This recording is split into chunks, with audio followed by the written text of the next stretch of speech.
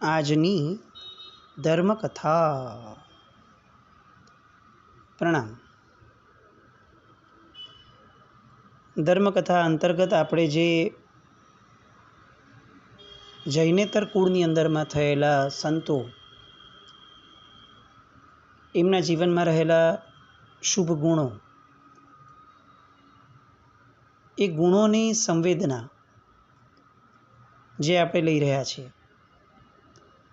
એ અંતર્ગત આપણે ભક્ત કવિ સૂરદાસ, કે જેમનું ઓરિજિનલ નામ સૂરજ હતું, એમના જીવનમાં આપણે એ ઘટનામાં છીએ. એમના જીવનની આપણે ગઈકાલ સુધી જોયું કે ઘરમાંથી ઘણી બધી ઘૃણા એ અંધ હોવાના કારણે એમને મળતી, ને એમાં એકવાર સોના મોહરો આવી રાત્રિના ગાયબ થઈ ગઈ. આ સૂરજે એના પિતાને કહ્યું કે હું તમને અગર કહું કે આ સોના મોહરો ક્યાં છે, તો તમે મને હું જે માંગુ એ આપશો? પિતાને તો આ બાળકમાં કોઈ રસ હતો જ નહીં, પણ જેવું બાળકે કહ્યું કે છાપરા ઉપર છે અને જોતા વેત મળી ગયા, એટલે પિતા એટલા હરખાયા સોના મોહર મળી એ માટે કે ભૂલી જ ગયા કે મેં એને એવું કોઈ વચન પણ આપ્યું છે કે એને જે જોઈતું એ હું આપીશ. આખું ઘર માતાને છોડીને બીજા બધા જ ત્રણેય ભાઈઓ, પિતા, બધા સોના મોહર મળ્યાના આનંદની અંદરમાં ઝૂમવા લાગ્યા. અને ત્યારે આ સૂરજ એ પિતાને યાદ કરાવે છે કે પિતાજી, મેં જ્યારે આપને કહ્યું હતું કે હું આપને આપીશ, ત્યારે મેં એવું પણ કહ્યું હતું કે હું જે માંગુ એ મને આપજો. અને પિતાના મનમાં ફાળ પડે છે કે હવે આ નવું શું માંગી લેશે એવું કે જેને આપવા માટે મારે કંઈક નુકસાન ભોગવવું પડે. એટલે કેટલીક આનાકાની, કેટલીક દલીલો કર્યા પછીથી કે જે સારું ચાલ બોલ, તારે શું જોઈએ છે? અને ત્યારે પેલો બાળક સૂરજ એ હાથ જોડીને બહુ નમ્રતાથી પિતાને કહે છે કે મને આ ઘર છોડીને જવાની રજા આપી દો. પિતાને આશ્ચર્ય થાય છે. એ અપ્રિય જ હતો, એટલે એ વહી જાય એમાં એને કંઈ દુઃખ છે એવું ન હતું, પણ એને એમ થાય છે કે આ સોના મોહર આપી એની બદલીમાં માણસ માંગે તો કંઈક એવું માંગે કે જેના કારણે એનું જીવન વધુ સુખી થાય. આ તો ઘર છોડીને જવાનું માંગે છે. કેવો મૂર્ખો છે! અને એમણે તો તરત હા પાડી દીધી કે સારું નીકળ, કાલે નીકળતો હોય તો આજે નીકળ. વ્યક્તિ જ્યારે કેટલીક ઇન્દ્રિયોની ખોડ લઈને જન્મે ને, ત્યારે એ એટલું મોટું દુઃખ નથી કે જેના કરતાં વધુ મોટું દુઃખ એ છે કે એના સ્વજનોના મનની અંદરમાં એની માટે ખોડ હોય. શરીરની ખોડ ખાપણને સહન કરી શકાય છે, પણ નજીકના વ્યક્તિઓની મનની ખોડને સહન કરવી બહુ મુશ્કેલ હોય છે. આ સૂરજ સાથે આ જ ઘટના બની. પોતે જન્મતા જ અંધ થયો હતો, એના કારણે એના પિતા, એના ભાઈઓ દ્વારા એ એટલો બધો તિરસ્કૃત થયો કે એને પોતાનો અંધાપો જેટલો ભારે નહોતો લાગતો, એના કરતાં વધુ ભારે આ પોતાના સ્વજનોનું વર્તન લાગતું. પણ એક ગુણિયલતા કે ક્યાંય પણ એને દોષનું આરોપણ કરવાનું મન ન થયું કે આ તમારા બધાના ત્રાસના કારણે મારે ભાગી જવું છે, કંઈ જ નહીં, બસ મારે જવું છે. અને આટલો ત્રાસ આપતા વ્યક્તિઓની રજા વગર જવાનું પણ જેને મન નથી થતું, એ કેટલો જબરદસ્ત વિનય. આમ આપણે કલ્પના કરીએ કે કોઈ પણ સ્વજન એ આપણી સાથે થોડા આપણને અપ્રિય લાગે એવું વર્તન કરે, તો તાત્કાલિક ધોરણે આપણું મન આપણને કહી દે છે કે ભાઈ આની હારે હવેથી વ્યવહાર નહીં. સામાન્ય જાણ કરવા માટે પણ આપણે તસદી નથી લેતા કે ભાઈ તમે આવું વર્તન કરો છો ને, તો એના કારણે મને તમારા પ્રત્યે અભાવ થતો જાય છે, ભાઈ રહેવા દો ને. આ અભાવ ન થાય એની માટે પણ હું વિનંતી કરું છું કે આપણે સારી રીતે રહીએ. પણ ના, આવું પણ મન બોલશે નહીં. મન નક્કી કરી નાખશે મારે કોને શું આપવું છે. જેમ પૈસાદાર માણસ નક્કી કરે ને કે મારે કોને કેટલા પૈસા આપવા, એવી રીતે આપણે એવું નક્કી કરતા થઈ જઈએ છીએ જીવનમાં કે મારે કોને કેટલો પ્રેમ આપવો. આપવો કે ન આપવો.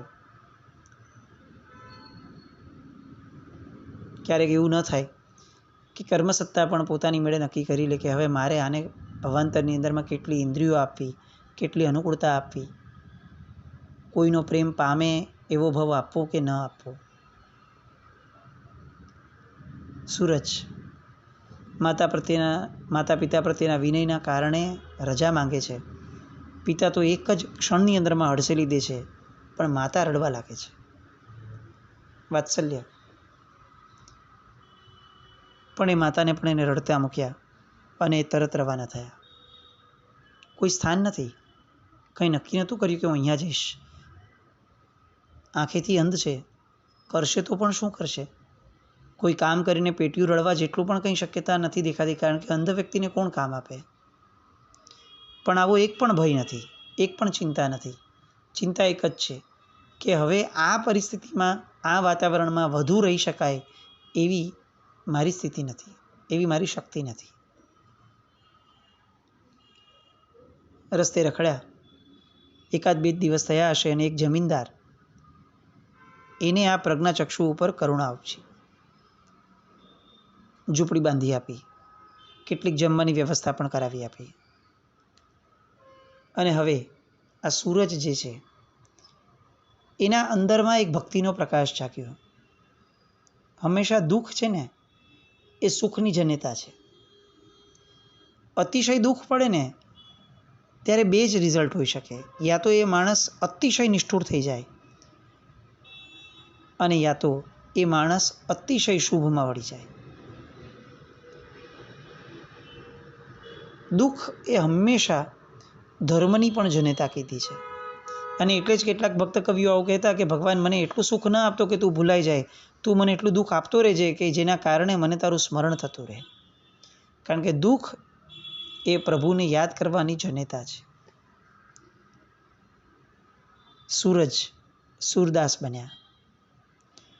અંદરના ઝળહળતા પ્રકાશે એમને કાવ્ય રચનાઓ આપવાની શરૂ કરી. તનથી અંધ હતા, પણ મનથી નહીં.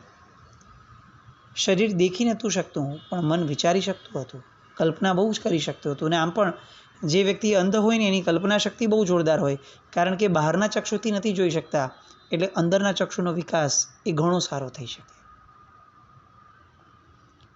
આમ પણ નાનપણથી કૃષ્ણ ભક્તિનો મહાસાગર તો ગુગવતો જ હતો. મંદિરોની અંદરમાં વગેરે બધે જ આવા જ કાવ્યો સાંભળ્યા હતા, આવી જ ભક્તિ સાંભળી હતી. કંઠ આમ પણ સરસ હતો. એટલે કૃષ્ણને પામવાની જે વ્યાકુળતા હતી, પોતાના આરાધ્ય દેવને પામવાની જે વ્યાકુળતા હતી, એ વ્યાકુળતામાંથી હવે ભક્તિ કાવ્યની ભાગીરથી એ અવતરિત થઈ. એને સંસારની બહુ ચિંતા ન હતી, લોકોની પણ ચિંતા ન હતી. એના મનની અંદરમાં એક ભાવાવેશ હતો, અને એ ભાવાવેશના કારણે કેટલીક વ્યાકુળતા પણ ક્યારેક પ્રગટતી, જે વ્યાકુળતા હતી કૃષ્ણને પામવાની. ભગવદ્ ગીતા છે ને એ ભક્તની વ્યાખ્યા સરસ આપે છે. લોકો જેનાથી ઉદ્વિગ્ન નથી બનતા, અને જે લોકોથી ઉદ્વિગ્ન નથી બનતો એ ભક્ત છે. જે હર્ષ, ક્રોધ, ભય અને ઉદ્વિગ્નતાથી મુક્ત છે એ ભક્ત છે. અને આવો જે ભક્ત છે એ ભગવાનને પ્રિય છે. અને ભક્ત છે ને એ ખરા અર્થની અંદરમાં એવું તત્વ છે કે જેને કોઈ મનનું ક્યારે દમન નથી કરવું પડતું. એ સહજપણે પોતાના ભાવને પ્રબળ બનાવી દે છે અને ભગવાનમય બની જાય છે. અને ધીરે ધીરે આ સૂરજમાંથી સૂરદાસ બનેલા ભક્ત કવિ એને સાંભળવા માટે લોકોનો તાંતો લાગવા લાગે છે. એની ઝૂંપડી સામે ભાવિકોના ટોળા ઉભરાવા લાગ્યા. એક જમાનાની અંદરમાં પોતે જે અપયશ મેળવતો હતો સ્વજનો પાસેથી, આજે એની જગ્યાએ લોકોનો ઠઠારો લાગે છે. ભીડ જામે છે એને સાંભળવા માટે, એને જોવા માટે, એના ભાવોને વાંદવા માટે. પણ ભક્ત કોને કીધો? જેને પિતાના ટોણા ભારે પડતા હતા, એને આજે ભક્તના ટોળા પણ ભારે પડે છે. અને એક રાત્રિએ જ્યારે કોઈ ભક્ત આસપાસ ન હતું, ત્યારે આ ભક્તોના ટોળા જે ઉમળતા હતા એનાથી કંટાળી, એનાથી ત્રસ્ત થઈ, એનાથી વિમુખ થઈ અને આ સૂરદાસ રાત્રિના સમયે ઝૂંપડી છોડી અને ક્યાંક ચાલ્યા જાય છે. કેવું સ્તર હશે મનનું? આપણે એમ કલ્પના કરીએ અનુકૂળતાઓને ત્યાગવાની વાત, જ્યાં બધા જ પ્રશંસા કરતા હોય એને પણ ત્યાગવાની વાત. આપણે ઘણી બધી વાર આવું બોલીએ છીએ કે આપણે તો જૈન છીએ, અજૈન દ્રષ્ટાંતો એ આપણને કઈ રીતે ચાલે, આપણાથી કેવી રીતે આ બોલાય? પણ બહુ જ સૂક્ષ્મતાથી મનને પ્રશ્ન પૂછવા જેવો છે કે આવા દ્રષ્ટાંતોની અંદરમાં એ લોકોએ જે મનના સત્વનો વિકાસ કર્યો હતો, અજૈન છે જન્મે, ના નથી, પણ જન્મે જૈન હોવાવાળા આપણે એ આટલા વિકાસ સુધી પણ પહોંચ્યા છીએ. વાત એમને સારા સાબિત કરવાની નથી. વાત એ છે કે ગુણ છે ને એ ક્યારેય કોઈ જાતિ જોઈને નથી આવતા, કોઈ જન્મ જોઈને નથી આવતા, કોઈ વ્યક્તિ જોઈને નથી આવતા. એ જે એને કેળવે એની પાસે રહે. કેવી કમાલ લાગે આપણને કે જે એક જમાનાની અંદરમાં પોતાના બાપાને છોડીને નીકળ્યા, એણે આ ભક્તિની અંદરમાં મનને કેવું ઘડ્યું કે હવે ભક્તોને પણ છોડીને નીકળી ગયા, એને ભક્તો પણ બહાર લાગવા લાગ્યા. અને એ રાત્રિએ એક અતિ વિશિષ્ટ ઘટના સૂરદાસના જીવનની બની કે રાત્રિનો સમય હતો અને નીકળ્યા હતા. દેખાય શું? પ્રજ્ઞાચક્ષુ છે એટલે જ્યાં જે રસ્તો મળે એમ ચાલતા ગયા, ખ્યાલ ન રહ્યો અને કૂવામાં પડી ગયા.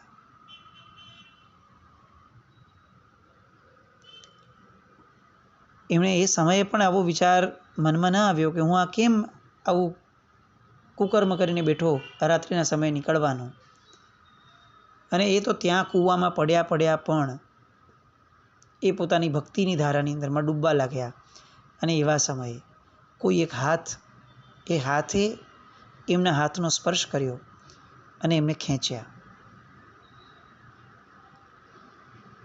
દ્રષ્ટિવિહીન લોકો હોય ને, એ લોકોની સ્પર્શેન્દ્રિય બહુ જ જાગ્રત હોય. એ સ્પર્શથી જાણી શકે કે આ કોણ છે, ઓળખી શકે. એનો સ્પર્શ એ એના ચક્ષુ હોય છે. અને સૂરદાસના અંતઃકરણની અંદરમાં આ જે સ્પર્શ થયો કે જે સ્પર્શે એમને કૂવામાંથી બહાર કાઢ્યા, એ સ્પર્શના કારણે અંતઃકરણની અંદરમાં એક બહુ જ દિવ્યતાનું સામ્રાજ્ય સ્થપાયું. જાણે એમની સુષુમ્ના નાડી જાગૃત થઈ ગઈ, કુંડલિની જાગૃત થઈ, સમાધિ એ અંદરમાં ઉભરાવા લાગી. સહસ્ત્રાર ચક્ર જે છે એ અતિશય ઉદ્દીપ્ત થવા લાગ્યું. અને એમને ખ્યાલ આવી ગયો કે મને આ બાહ્ય કૂવામાંથી નહીં, આ સંસાર રૂપી કૂવામાંથી બહાર કાઢવા માટે મારા કૃષ્ણ પધાર્યા હતા. આગળ દિવસ પ્રભાત થઈ અને કોક એમની લાકડીને પકડી અને આગળ લઈ જતું હતું. એ કોક એ પણ કૃષ્ણ છેક વ્રજભૂમિ સુધી એમને લઈ ગયા.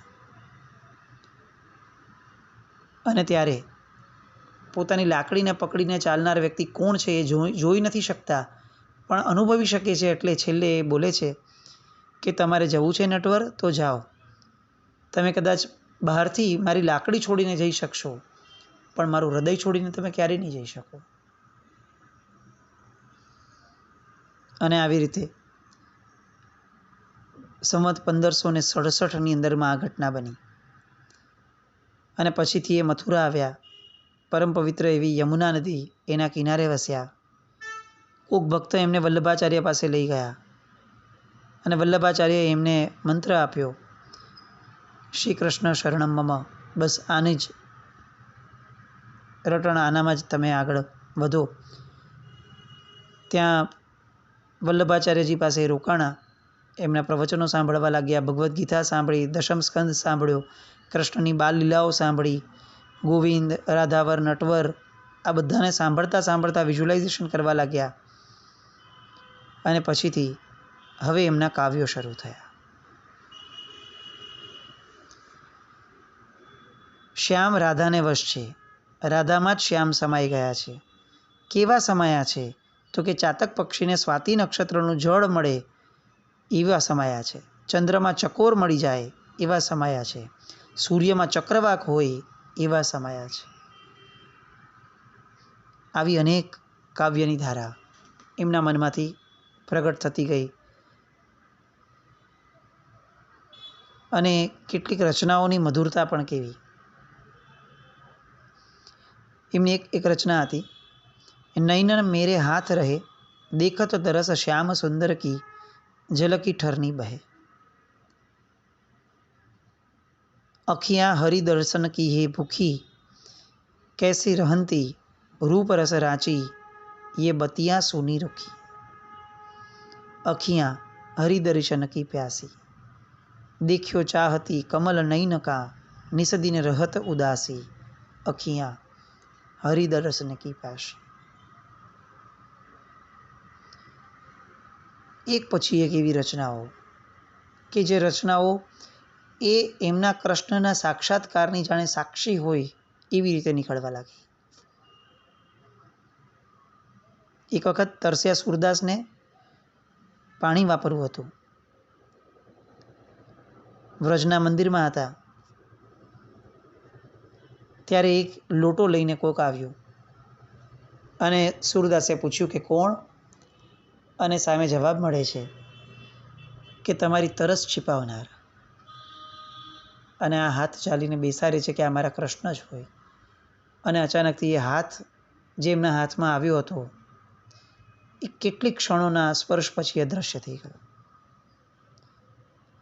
એ સૂરદાસ હતા, પ્રજ્ઞાચક્ષુ હતા, અને તેમ છતાં પણ વ્રજના એ મંદિરની અંદરમાં કૃષ્ણની જે મૂર્તિ હતી એના એમણે સાક્ષાત દર્શન પણ કર્યા હતા. દેહવૃદ્ધ થયો. એ સમયે મુગલ શહેનશાહ અકબર અને સંગીત સમ્રાટ તાનસેન એ મથુરા આવ્યા હતા વિશેષપણે આ સૂરદાસના કંઠે ધ્રુપદની ગાયકી સાંભળવા માટે. 103 વર્ષની આવરતા આયુષ્ય અને 103 વર્ષે પણ જ્યારે એ ચંદ્ર સરોવરની સામે બેઠા હતા, એમની અંતિમ ક્ષણો હતી, એવા સમયે પણ એક વાક્ય બોલે છે, અબ મેં નાચ્યો બહુત ગોપાલ. હે ગોપાળ, મેં ખૂબ નાચી લીધું છે અને આ નર્તનથી મને અલૌકિક આનંદની પ્રાપ્તિ થાય છે. તમારા દર્શનથી હું ધન્ય બન્યો છું. આ ભક્ત કવિ સૂરદાસ એમણે એમના જીવનની અંદરમાં આપણને આશ્ચર્ય થાય એમણે 25,000 પદોની રચના કરી છે. અને આજે પણ ભિન્ન ભિન્ન સંગ્રહો દ્વારા એમની કેટલીય રચનાઓ ઉપલબ્ધ છે. એમણે ક્યારે કલમ ચલાવી નથી, પણ એમની રચનાઓ એ આ જગતને પ્રાપ્ત થઈ ગઈ. અને પ્રાપ્ત થયેલી રચનાઓ એ એટલી અમર થઈ કે આજે કોઈ પણ વ્યક્તિ આપણને પ્રજ્ઞાચક્ષુ દેખાય અને સજ્જન વ્યક્તિ હશે એટલે તરત એક શબ્દ એના મોઢામાંથી નીકળશે કે આપ સૂરદાસ છો. આવા ભક્ત કવિ અને આવા ભક્ત કવિનું ચરિત્ર લઈએ ને ત્યારે હજી એક ભક્ત કવિ એમનું ચરિત્ર લેવાની આવશ્યકતા લાગે. એમનું નામ સંત રૈદાસ. અજાણ્યું નામ છે, સાંભળવામાં નહીં જ આવ્યું હોય આપણને, પણ તેમ છતાં એક ઓળખાણ એવી છે કે જે ઓળખાણથી આપણને એમના પ્રત્યે સાહજિક સદભાવ ઊભો થઈ જશે. એ ઓળખાણ એવી મીરાબાઈ કે જે ભક્તિ યોગની અંદરમાં જેના આલંબનો લેવાતા હોય છે અજૈન ગ્રંથોની અંદરમાં, એવા મીરાબાઈ એમના ગુરુ એટલે આ સંત રૈદાસ. આ રૈદાસનું જીવન પણ આપણને બહુ જ પ્રેરણાદાયી લાગે, આપણી માટે એક આલંબન પણ રહે. એટલા માટે કારણ કે પૂર્વભવ સાથે એમનો સંબંધ હતો. વાત એવી હતી કે એક ભિક્ષુક એ પોતાના ગુરુ પાસે ગુરુની માટે ભિક્ષા લઈને આવ્યા. એ ભિક્ષા લઈને આવ્યા એટલે એના ગુરુની એક આદત હતી કે સૌથી પહેલું ભોજન જે છે એ પોતાના આરાધ્ય દેવ જે છે એમને આપે, એને ચાખે, પછી પોતે ખાતા. એટલે આ ભિક્ષા લઈને આવ્યા અને ભિક્ષા લઈને આવ્યા એ પછીથી જ્યારે પેલા એમના ગુરુ એ એમના આરાધ્ય દેવને ભોજન આપવા માંગે છે અને એ દિવસે અચાનક જ એ આરાધ્ય દેવ એ ભોજનને ગ્રહણ જ નથી કરતા અને ગુરુ આ શિષ્ય ઉપર જોરથી ચિલ્લાવે છે કે તું બોલ, આજે આ ભિક્ષા કોને ત્યાંથી માંગીને લાવ્યો છે? જવાબ આપ મને. અને પેલો ચીસથી ધ્રુજવા લાગેલો શિષ્ય એને એવો જવાબ આપે છે કે ગુરુ એવું દુષ્ટ કાર્ય કરી બેઠા કે જેના પડઘા એ ભવમાં તો એણે સહન કર્યા શિષ્યએ, પણ એના પડઘા બીજા ભવમાં પણ ના પડ્યા. આ આખી બે ભવ સાથેની લિંક થયેલી આખી ધારા બહુ જ વિચારણીય ચરિત્ર. આ ચરિત્રના આગળના અધ્યાયમાં આવતીકાલે જઈએ, પણ ત્યાં સુધી આપણે આટલું વિચારીએ ચોક્કસપણે કે આપણું મન વિકસિત થાય એ બહુ જ આવશ્યક છે. આપણું મન સંવેદનશીલ થાય એ પણ એટલું જ આવશ્યક છે.